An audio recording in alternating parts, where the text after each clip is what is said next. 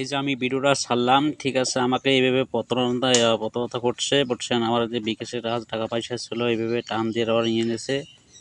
ফেসবুকে যেমনি কেউ লাইক করেন না, লাইক করলে ওরা এইভাবে কত কিছু বললে টাকা মানুষের নোট করে নেয়, বুঝছেন।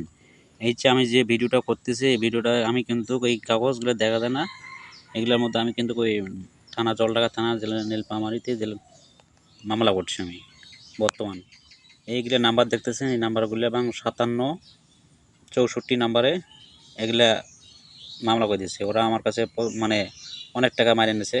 বর্তমান 23,000 টাকা, 23,780 টাকা আমার কাছে নোট করে নিয়েছে, বুঝছেন। প্রতারণা করছে আমার সাথে অনেক কিছু কথা বললে আমার কাছে টাকাগুলো বিকাশ থেকে নিয়ে নিয়েছে, বুঝছেন।